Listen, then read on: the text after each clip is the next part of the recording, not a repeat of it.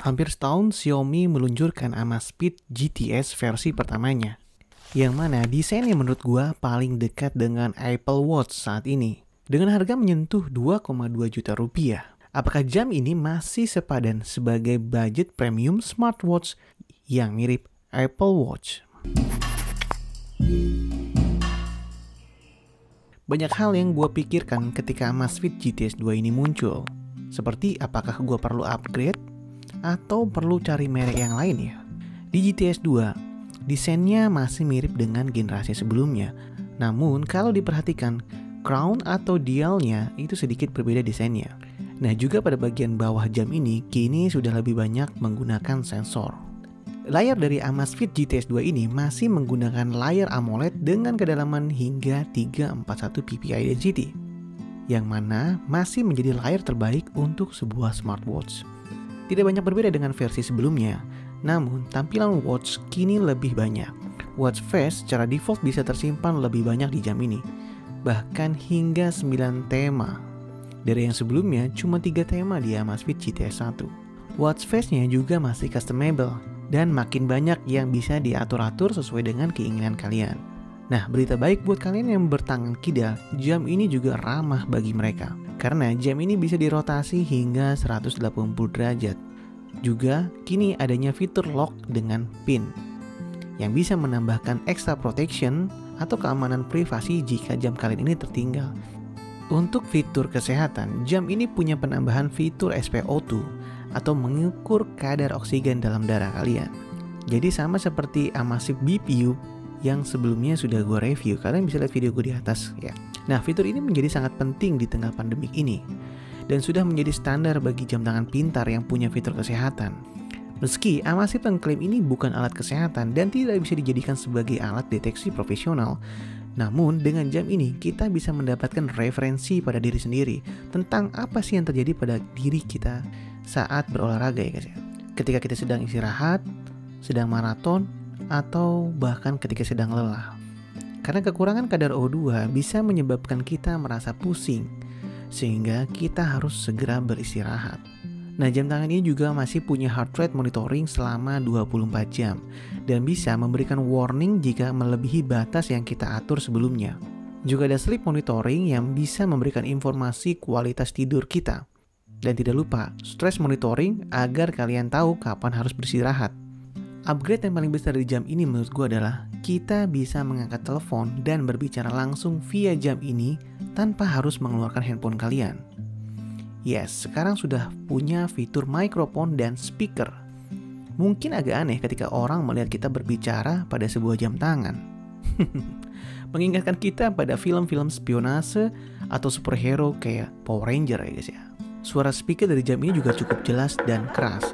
Meski tidak sebesar portable speaker pada umumnya, kalian masih bisa atur suara dari speaker ini ketika sedang berbicara.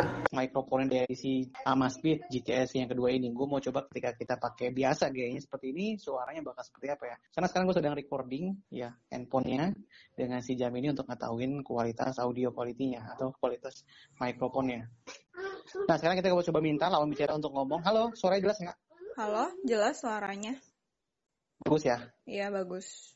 Jadi nggak perlu deket-deket ke handphone untuk dapat suara yang bagus ya?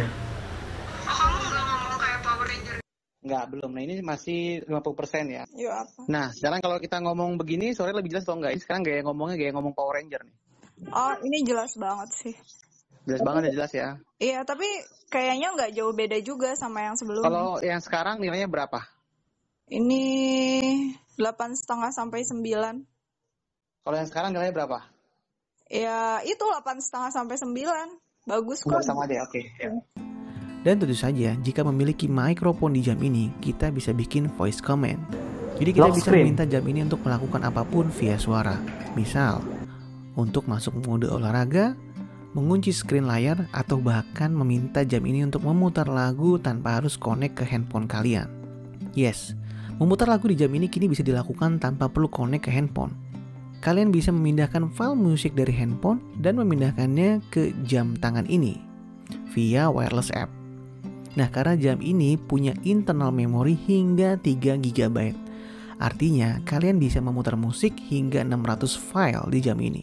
Dan menariknya lagi, kalian bisa menggunakan atau menghubungkan wireless earbuds ke jam ini. Sehingga untuk mendengar musik, kalian bisa langsung ke wireless earbuds kalian. Jadi jam ini bisa berfungsi sebagai portable music player. Jika sebelumnya Amazfit BPU memiliki 60 sports mode, kini Amazfit GTS 2 memiliki 90 mode olahraga. Dan dia juga bisa memiliki mode sport secara otomatis. Dengan baterai 246 mAh, jam ini bisa bertahan hingga 20 hari untuk mode basic. Jadi tergantung gaya pemakaian kalian. Bahkan bisa juga cuma 3,5 hari jika semua fitur diaktifkan. Atau lebih parah lagi, bisa 3,5 jam kalau kalian pakai jam ini untuk bertelepon non-stop. Overall, jam ini menambahkan banyak upgrade dibandingkan dengan versi sebelumnya. Dengan selisih harga sebesar 700.000, kalian bisa mendapatkan performa yang lebih cepat, fitur kesehatan baru SpO2, mode olahraga yang makin banyak hingga 90 mode, dan kemampuan mikrofon serta speakernya sehingga mengurangi ketergantungan pada handphone kalian, serta koneksi ke Bluetooth earbud dengan memori internal hingga 3 GB.